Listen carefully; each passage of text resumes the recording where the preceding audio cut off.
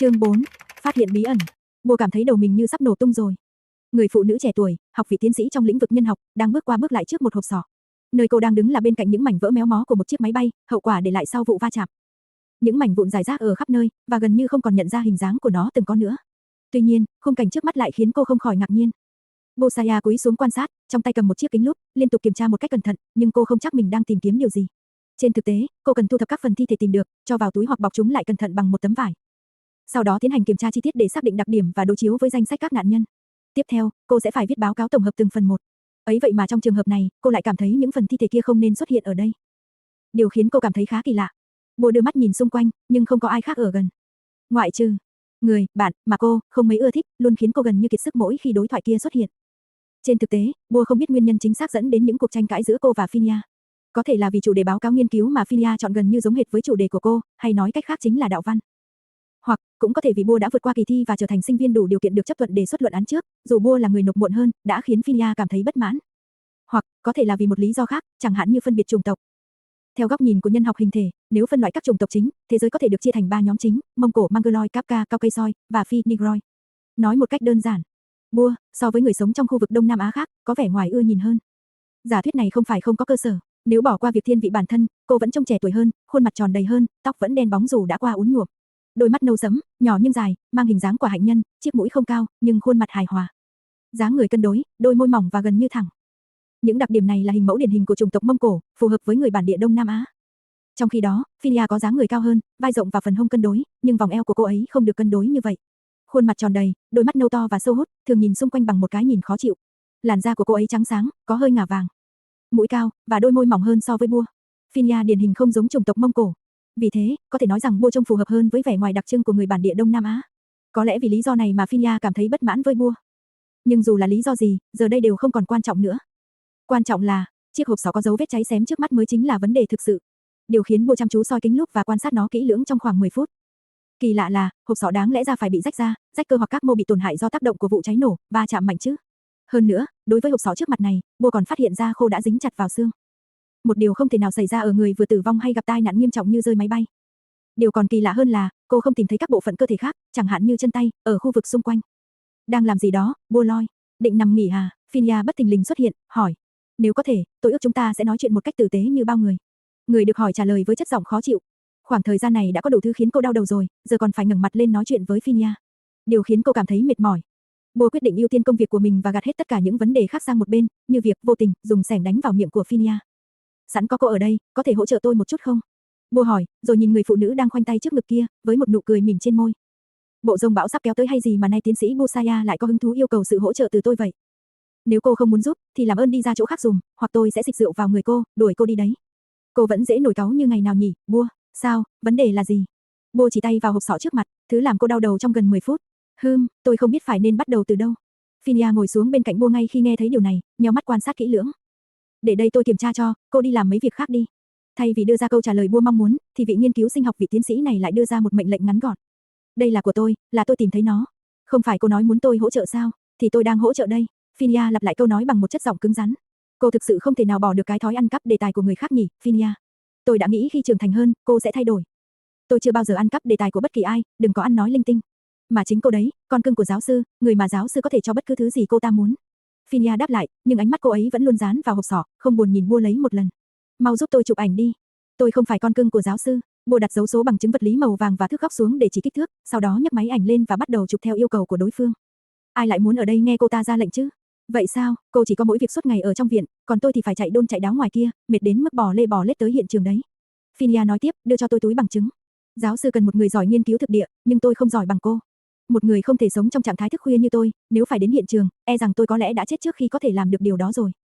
Bua vừa nói vừa với tay đưa túi vật chứng mà cô ấy yêu cầu, cũng như giấy nhãn được sử dụng để niêm phong và ghi lại thông tin về các vật chứng. Tôi sẽ phụ trách việc này, Phinia nhấn mạnh lại, sau đó cầm lấy chiếc túi từ tay Bua. Cô quay lại tiếp tục làm việc của mình đi. Cô cũng không phải mẹ tôi, sao cứ hay thích ra lệnh cho người khác thế? Bua cảm giảm, trong khi đưa tay đẩy kính lên sống mũi, cô đứng dậy rồi sau đó tiếp tục làm công việc được giao của mình. Tôi không muốn bị cô ta ra lệnh.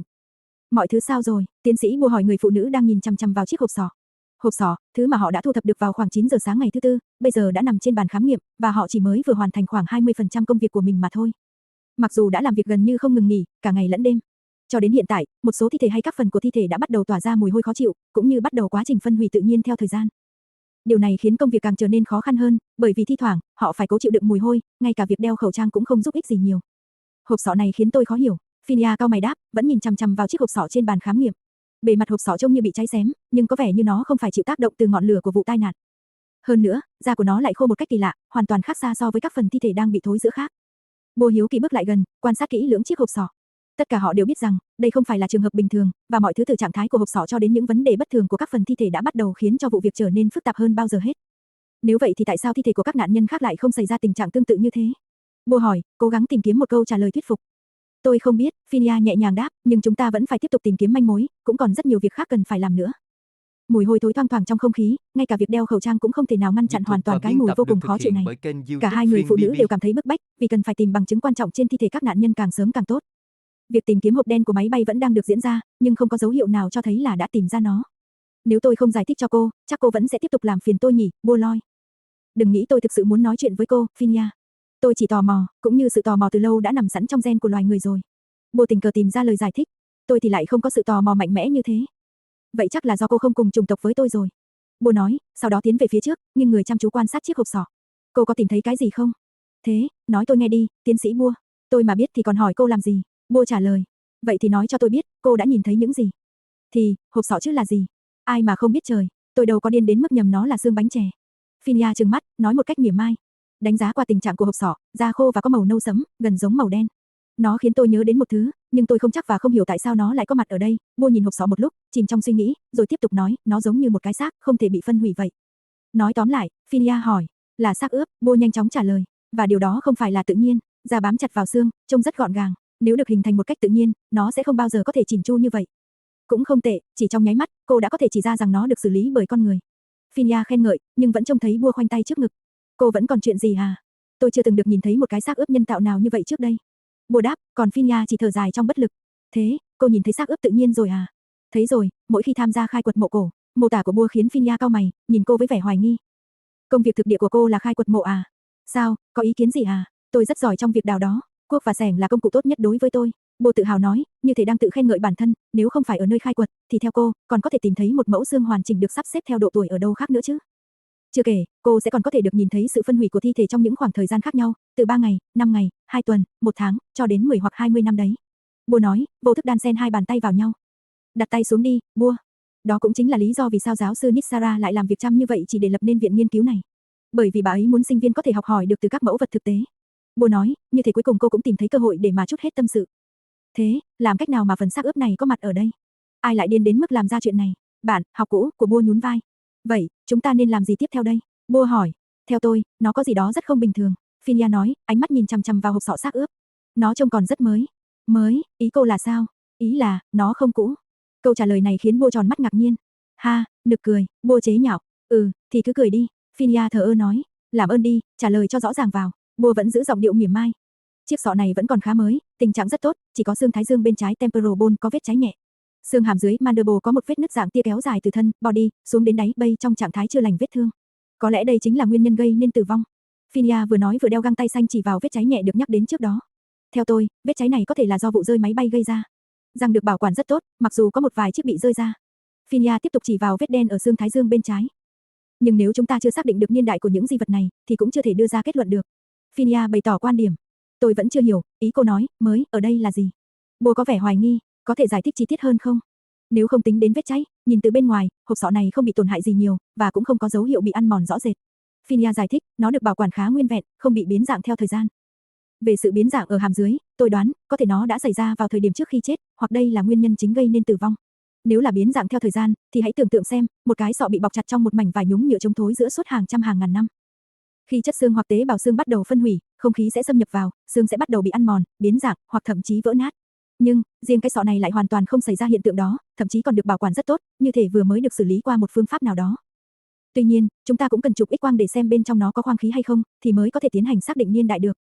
Vừa mới được xử lý qua một phương pháp nào đó, ý cô là, nó chỉ mới vừa được tạo ra gần đây thôi. Người hỏi có vẻ kinh ngạc. Tôi không chắc, Phinia lấp lửng trả lời. Một số vật thể, dù trải qua hàng trăm hay thậm chí hàng ngàn năm, nếu được bảo quản tốt và không bị can thiệp, vẫn có thể giữ nguyên hiện trạng. Nhưng, cái sọ này lại được bảo quản rất tốt. Ít nhất cũng nên có một vài dấu vết bị côn trùng xâm nhập hay hư hại gì đó, hoặc cũng nên có dấu hiệu phân hủy hay mốc meo chứ. Nhưng mà, tôi vẫn chưa chắc chắn, vì vẫn chưa thấy vật liệu bọc xác nào khác trên nó, như vải lanh hay đồ trang trí gì đó. Loại vải, niên đại và kỹ thuật dệt sẽ có thể giúp phỏng đoán thời gian, nhưng chúng ta trước mắt là cần xác định chính xác niên đại của nó. Vậy, tại sao nó rơi từ độ cao như vậy mà tình trạng vẫn tốt như thế? Tôi đoán nó có thể được đặt trong một chiếc hộp bảo vệ. Phinia trả lời. Vậy sao, tôi thì không biết nhiều về mấy chuyện này. Bo thẳng thắn nói. Thêm nữa, tôi nhận thấy có vết nhựa resin, được bôi để bảo quản cái sọ, làm cho bề mặt xương trở nên thô ráp, cứng và khô. Phinia vừa nói vừa dùng ngón tay miết nhẹ vào phần đỉnh của hộp sọ. Nhưng, nó có vẻ như vẫn chưa trải qua bước cuối cùng là bọc vải, nên phần xương không bị quấn chặt. Vì thế mới không bị méo mó hay biến dạng, dù sao thì trước mắt, chúng ta cần làm rõ nguồn gốc của nó có hợp pháp hay không đã. Nếu không, chúng ta sẽ tìm cách trả nó lại cho chủ sở hữu. Tùy cô thôi, mấy chuyện này cô rành hơn tôi, Bo nói. Mà, cô có tìm thấy phần nào tương tự hay thứ gì đó liên quan, ví dụ như vải lanh, đồ trang trí hay bất kỳ đồ vật nào có thể có liên quan không? Không tìm thấy gì cả, Bo lắc đầu trả lời, chỉ tìm được cái này thôi. Mà nếu có, liệu chúng có còn tồn tại sau đám cháy không? Vậy nên tôi mới hỏi cô là có phát hiện thêm thứ gì khác nữa không đấy? Câu nói khiến Bo bĩu môi, liếc mắt nhìn Phinia. Không có, nếu có, tôi sẽ không nói cho cô biết à. Nếu cô còn gây rối nữa, tôi sẽ đeo bám quấy rầy cô, khiến cô không thể ngủ yên đấy. Phinia đe dọa. Được rồi, nếu phát hiện thêm gì nữa, tôi sẽ ngay lập tức báo cho cô biết, được chưa, tiến sĩ Phinia? Giờ cô có thể quay lại làm việc tiếp được rồi. Nghe vậy, Bo liền bực tức nói. Này, cô không phải mẹ tôi, sao cứ thích ra lệnh cho người khác hoài vậy? Đi ngay. Chương 5, lời nguyền cổ xưa. Chiều hôm đó, Bo lại thu thập được thêm một số phần thi thể của các hành khách, bao gồm cổ tay, cánh tay và mắt cá chân phải. Những phần thi thể này gần như còn nguyên vẹn, ngoại trừ việc chúng đã bị tách khỏi chủ nhân và thuộc về những người khác nhau. Bo, Phinia cùng đội pháp y từ phía cảnh sát phải ghép các phần thi thể rời rạc này trở lại đúng với chủ nhân của nó. Có thể hình dung rằng, việc xác định danh tính nạn nhân trong một thảm họa hay tai nạn như thế này sẽ trở nên vô cùng khó khăn nếu chẳng may ghép nhầm chân của người này vào thân của người kia. Hơn nữa, chiếc hộp sọ giống xác ướp được phát hiện vào sáng nay đã khiến Bo bận tâm suốt cả ngày, gần như không thể nào tập trung làm việc được. Thật kỳ lạ khi một thứ như vậy lại xuất hiện ở đây. Có lẽ người mang theo nó không hề biết rằng chuyến bay này sẽ là hành trình cuối cùng của họ. Tuy nhiên, khi xem qua một lượt hồ sơ các hành khách, Bo nhận thấy trong số họ có thể có người có liên quan đến buôn bán cổ vật, điều này phần nào sẽ giải thích được sự xuất hiện của chiếc hộp sọ này. Mặc dù rất muốn tìm hiểu sâu về xuất thân của các nạn nhân, nhưng nhiệm vụ quan trọng nhất lúc này chính là thu thập các phần thi thể nhanh chóng và đầy đủ nhất có thể. Bất chợt, Bo nhớ đến những lời đồn trong giới khảo cổ, rằng một số xác ướp hoặc quan tài có thể bị nguyền rủa, và kẻ nào dám quấy rầy giấc ngủ vĩnh hằng của họ sẽ gặp phải tai họa. Dù những lời đồn đoán này không có cơ sở khoa học, nhưng Bo chưa bao giờ xem nhẹ những điều mà mắt thường không nhìn thấy. Đã nhiều lần, khoa học không thể giải thích được một số hiện tượng. Là một nhà nhân học thể chất chuyên nghiên cứu lịch sử tiến hóa của loài người, Bo hiểu rõ về sự phát triển của con người từ thời tiền sử, sự tiến hóa của các sinh vật thuộc lớp thú và các hành vi của một số loài động vật tiến hóa. Có thể nói rằng còn rất nhiều điều mà khoa học không thể trả lời được, hoặc chính xác hơn là không thể giải thích qua lăng kính khoa học, đặc biệt là những sự kiện diễn ra trước khi khoa học thịnh hành. Môi trường tự nhiên và sự tồn tại của loài người còn lâu đời hơn bất kỳ lý thuyết khoa học nào. Do đó, Bo luôn giữ một tâm trí cởi mở đối với những điều chưa thể giải thích được. Thế giới này còn quá nhiều điều bí ẩn mà chúng ta chưa biết, và lời nguyền của các xác ướp là một trong số đó. Thật may mắn là, lúc đó, cô có Phinia ở bên. Nếu không, cô thật sự không biết phải nên xử lý mọi việc ra sao. Một vấn đề khác cũng được đặt ra là, làm thế nào mà chiếc sọ kia lại xuất hiện ở đây? Bo từng nghe giáo sư của mình nhắc đến thị trường buôn bán đồ cổ, rằng càng cổ xưa thì càng có giá trị. Quy trình ướp xác từ lâu đã đầy rẫy những bí ẩn và cuốn hút rồi. Không chỉ vì phương pháp này là một cách bảo quản thi thể trong thời kỳ chưa có hóa chất, mà còn vì những kiến thức này được hình thành dựa trên trí tuệ của người cổ xưa, chỉ tận dụng nguồn tài nguyên sẵn có ở thời bấy giờ. Và hiển nhiên, những món đồ cổ như vậy đáng giá vô cùng. Trên thế giới, có rất nhiều người kỳ quặc thích sưu tầm những món đồ này để trưng bày tại nhà thay vì gìn giữ chúng như một di sản văn hóa hoặc dùng cho mục đích giáo dục. Tuy nhiên, theo thời gian, những món đồ đó cũng dần biến mất mà không phát huy được giá trị vốn có của nó. Bo từng nghe nói về những việc như vậy, điển hình là vụ bê bối gần đây liên quan đến hộp sọ của người Homo erectus họ hàng xa của loài người chúng ta. Khi hộp sọ này được vận chuyển sang một quốc gia khác để trưng bày trong phòng triển lãm về sự tiến hóa, nó đã bị đánh cắp. Và mãi cho đến nay vẫn chưa được tìm thấy, rất có thể, theo thời gian, nó cũng sẽ biến mất hoàn toàn thôi. Đây là một tổn thất rất lớn đối với ngành nhân học. Tại sao lại như vậy? Bởi vì những mẫu vật như thế này cực kỳ hiếm, đặc biệt là hóa thạch của những loài người đã tuyệt chủng. Tìm kiếm chúng còn khó hơn mò kim đáy bể. Homo erectus là một trong những loài người cổ đại gần gũi nhất với loài người hiện đại Homo sapiens. Tên gọi, Homo erectus, xuất phát từ đặc điểm cơ thể thẳng đứng của họ. Tuy nhiên, tại sao họ lại tuyệt chủng? Đây là một câu hỏi mà các nhà nhân học rất quan tâm, và những hóa thạch này có thể giúp hiểu rõ hơn, giải thích hoặc thậm chí trả lời cho những câu hỏi đó. Nhưng, vẫn có một số người chỉ muốn trưng bày chúng trong tủ kính nhà mình. Tôi nên đặt cái này ở đâu à? Giọng nói của một cậu thanh niên trẻ vang lên, khiến Bo ngẩng đầu nhìn về phía cửa lều. Lúc này, trong lều chỉ còn mình cô, Phinia đã rời đi khoảng 10 phút trước để kiểm tra các thi thể khác được phát hiện ở bìa rừng, cách xác máy bay khoảng 600 mét. Cứ đặt nó ở bàn khám nghiệm chống kia đi, tôi dọn xong ở đây sẽ đến kiểm tra. Vâng, chàng pháp y trẻ tuổi, trông có vẻ kém hơn Bo chừng 7, 8 tuổi, trả lời. Sau đó, anh đặt thi thể được bọc trong tấm vải xuống vị trí mà Bo chỉ định, đó là thi thể vừa được thu thập sáng nay. Cảm ơn nhiều nhé. Bo tiếp tục làm việc thêm nhiều giờ đồng hồ nữa. Cô định sẽ kiểm tra thi thể vừa được chuyển đến, nhưng bây giờ đã muộn hơn 2 tiếng so với giờ ăn tối rồi. Nếu còn trì hoãn thêm, chắc chắn cô sẽ phải nhịn đói.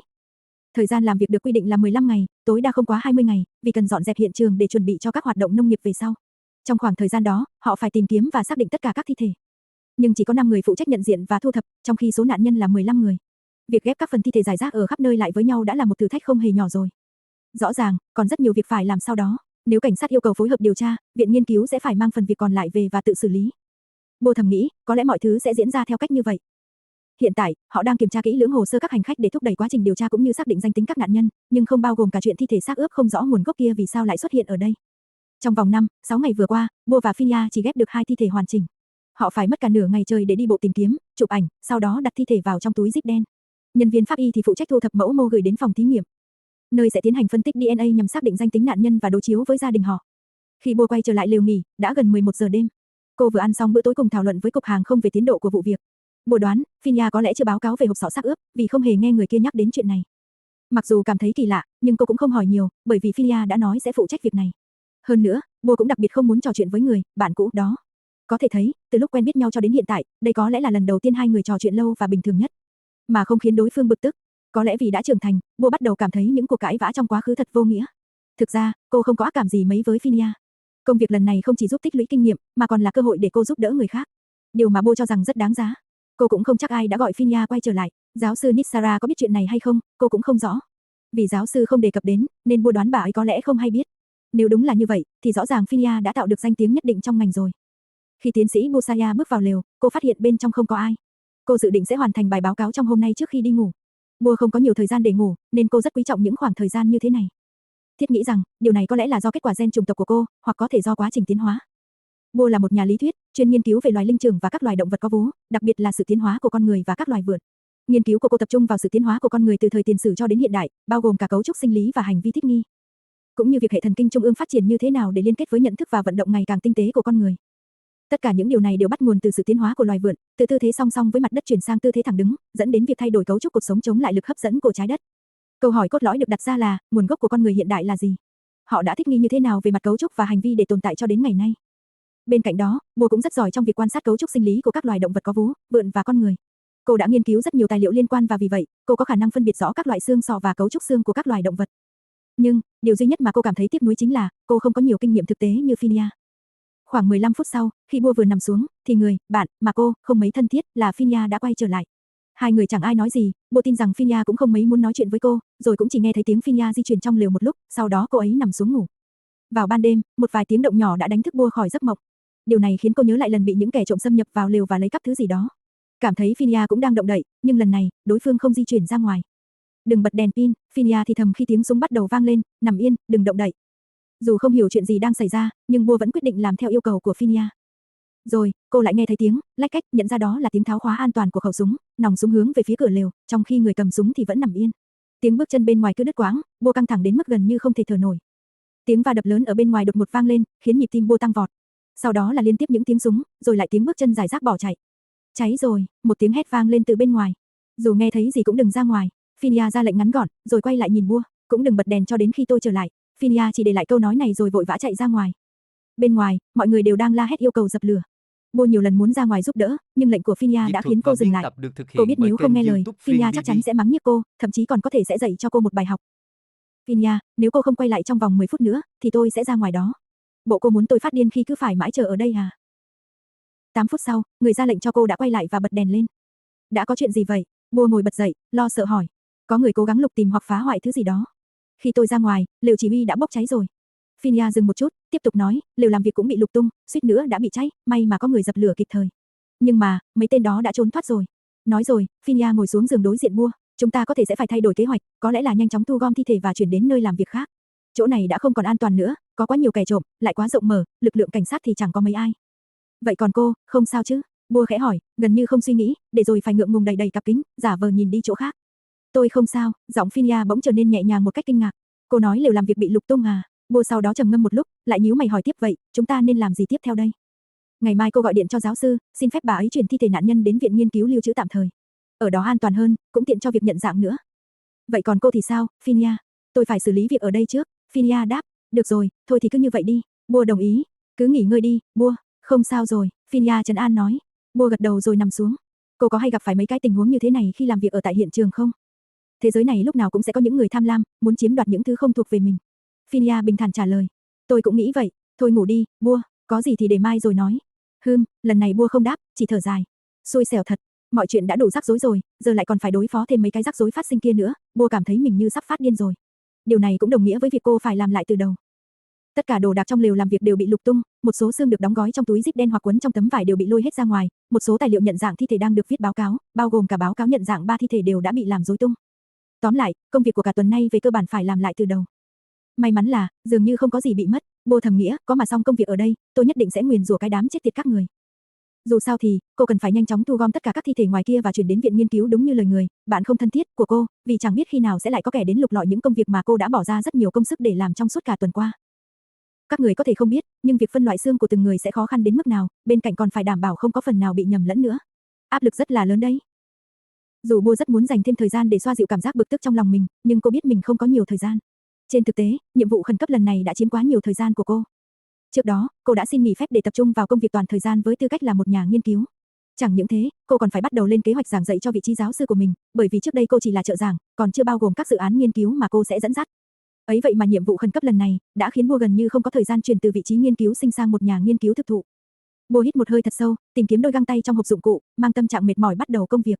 Cô cúi xuống, nhặt lên một mảnh xương cẳng tay nhỏ của một nạn nhân, nó đã bị lật ra và rơi xuống đất. Sau đó, cô lại nhặt lên chiếc hộp sọ của một người đàn ông khoảng 40 tuổi, phía trên còn dính một ít mẫu mô. Không còn nghi ngờ gì nữa, công việc của Bô ngày hôm nay sẽ còn rất dài.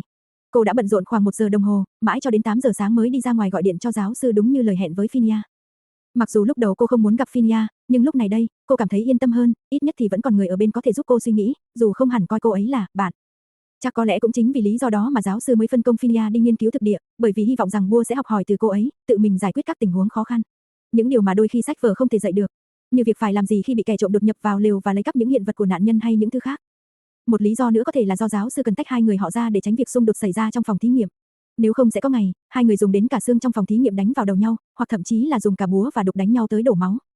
Ý nghĩ về con người hiện đại này khiến Bô thực sự cảm thấy khó chịu, nhưng cô cũng không thể phủ nhận rằng sự hiện diện của Phinia có giá trị rất lớn đối với cô. Dù cô ấy có đôi chút kiêu căng và lời lẽ khó nghe, nhưng sự giúp đỡ của Phinia thực sự rất quý giá. Sau cuộc điện thoại, Bô thấy Phinia vẫn bận rộn ở ngoài sân, dường như đang nhanh chóng đóng gói các phần thi thể vào trong túi. Khả năng cao là hôm nay công việc của họ sẽ không kết thúc dễ dàng. Buổi chiều, Bô quyết định làm việc ngoài trời, nói đúng hơn là ra ngoài lều sẽ giúp cô tập trung thu thập chứng cứ hơn, cũng như được hít thở bầu không khí trong lành, thay vì chỉ ở trong lều gần cả ngày trời. Cô mang theo một hộp dụng cụ và một chiếc xẻng nhỏ, hướng đến phần đuôi của chiếc máy bay giờ đây đã trở thành một đống đổ nát đến mức gần như không thể nhận ra. Bắt đầu công việc của mình, Bô cúi xuống và tìm kiếm trong đống đổ nát của chiếc máy bay. Hộp sọ xác ướp bí ẩn vẫn còn đọng lại trong tâm trí cô. Bằng cả hai tay, Bô cẩn thận di chuyển các mảnh vỡ của chiếc máy bay ra khỏi khu vực có dải băng cảnh báo màu vàng của cảnh sát. Nơi họ tìm thấy một phần hài cốt của nạn nhân, mà không có thứ gì bị xê dịch. Ở đó, cô tìm thấy một mảnh xương ức, trông nó gần như đã bị phá hủy bởi vụ nổ vì đã không còn nhận ra là một cái xương nữa, bị chôn vùi dưới khung kim loại mà cô vừa lật ra. Sau vài tiếng thở dài, Bô bắt đầu việc chụp ảnh và thu thập bằng chứng theo quy trình. Khi cô chuẩn bị đứng dậy để làm việc với bằng chứng tiếp theo, thì bất chợt nhìn thấy một thứ gì đó ở cách đó không xa, còn chưa đầy 2 mét. Điều khiến cô vội vàng bước tới nhìn kỹ hơn, đồng thời dùng tay phủi đi lớp bụi bẩn đang bao phủ nó. Một chiếc hộp màu bạc trông giống như một chiếc két sắt chống mọi tác động, kích thước của nó khoảng 40 x 20 cm, bị lật ngược và ổ khóa nhỏ bị khóa đã được mở ra. Cảm thấy tò mò, Bô liền cầm máy ảnh đeo trên cổ chụp lại một vài bức ảnh, sau đó từ từ lật chiếc hộp lại. Chợt nhớ đến những gì Phinia đã đề cập vào hôm trước với trường hợp tương tự.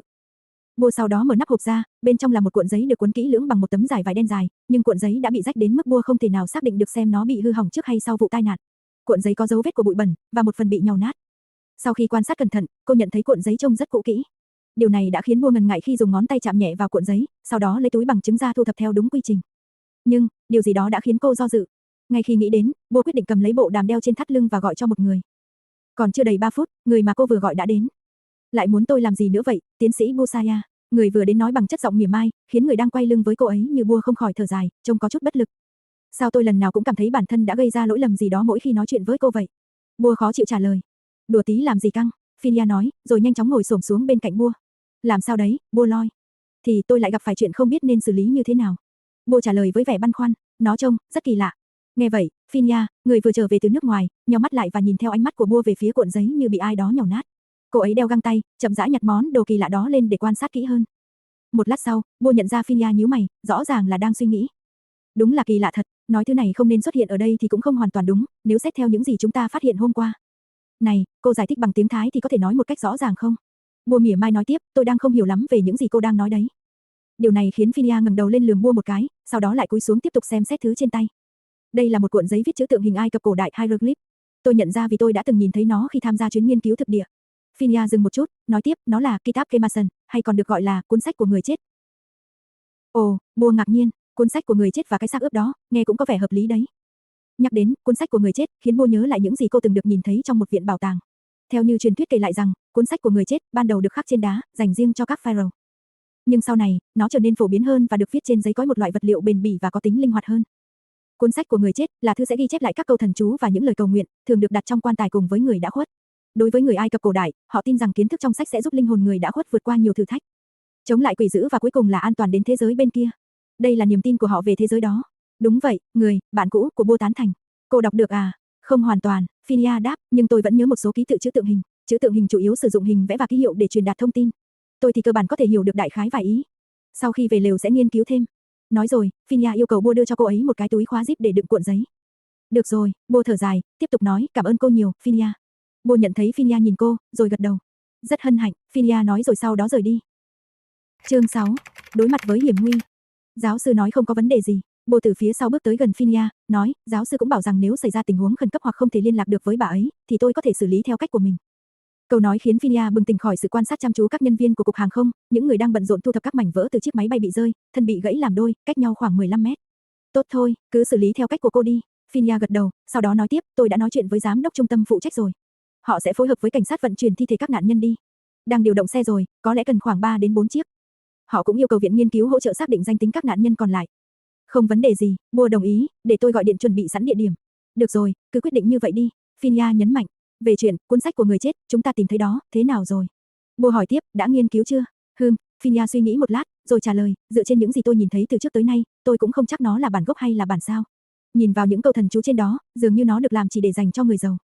Bởi vì nội dung rất dài, các chữ tượng hình cũng đều rất tinh xảo, rõ ràng và được sắp xếp một cách có trình tự. Điều đó cho thấy người viết hẳn phải là một người có hiểu biết sâu sắc về thế giới bên kia. Nghĩa là người viết cái này vào thời điểm đó chắc chắn phải là một người có trình độ học vấn nhất định. Bua im lặng lắng nghe Phinia nói tiếp. Có thể là một học giả, linh mục, hoặc là một nhà chiêm tinh, những người có học thức cao. Vì vậy, để mà viết được một cuốn sách như thế, hẳn phải rất tốn kém. Tôi đoán, chủ nhân của nó chắc chắn là một người giàu có, hoặc nằm trong tầng lớp thượng lưu. Phinia chia sẻ quan điểm của mình, đôi mày nhíu lại, sau đó tiếp tục nói. Chúng ta cũng cần nên xem cuộn giấy được làm từ chất liệu gì, vì giấy ở các thời kỳ khác nhau sẽ cho ra một kết quả khác nhau.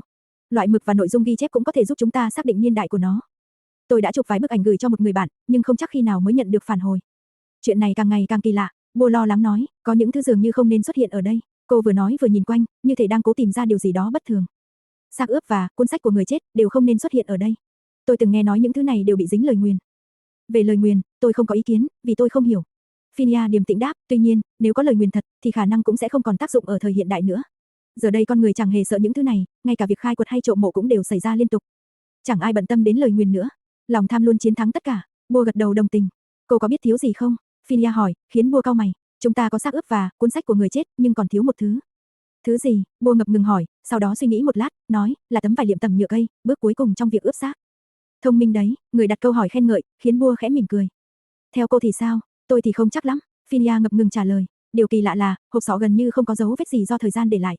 Như tôi đã nói trước đó, nếu là đồ cổ, thì đáng lẽ phải có vết bẩn, ăn mòn hoặc cho thấy dấu hiệu nấm mốc gì đó chứ, thế nên chúng ta cần phải xác định chính xác niên đại của nó. Vậy à, có thể nếu chúng ta tìm hiểu sâu hơn về hoàn cảnh của các nạn nhân trong vụ tai nạn máy bay lần này, thì khả năng sẽ có thêm manh mối để giải thích cho việc vì sao hộp sọ và cuộn giấy lại xuất hiện ở đây. Phinia nói, ánh mắt xuyên qua cặp kính gọng vuông, chăm chú nhìn vào đôi mắt đen láy của Bua. Chúng ta cần chờ cảnh sát xác minh lai lịch và điều tra thêm các nhân chứng có liên quan để xem liệu có thể thu thập được thêm thông tin gì khác nữa không. Được rồi, giờ thì tiếp tục quay lại làm việc thôi. Bua bình tĩnh đáp lại, dù trong lòng cũng không chắc nên xử lý tình huống trước mắt như thế nào. Đây là một trong những lần thực địa hiếm hoi của cô, khi so với Phinia, sự khác biệt quá rõ rệt. Phinia dường như hiểu tình hình hơn và xử lý mọi thứ tốt hơn cô rất nhiều. Tôi sẽ giao cuộn giấy này lại cho cảnh sát, có lẽ gia đình trong số các nạn nhân sẽ có người đến nhận. Nếu đây là đồ thật, thì giá trị của nó sẽ rất lớn. Nhưng tôi sẽ đề nghị họ mời chuyên gia khảo cổ đến để kiểm tra, có thể sẽ tìm được thêm manh mối. Được rồi, tôi cũng sẽ ghi nhận chuyện này vào trong báo cáo trước khi gửi cho giáo sư.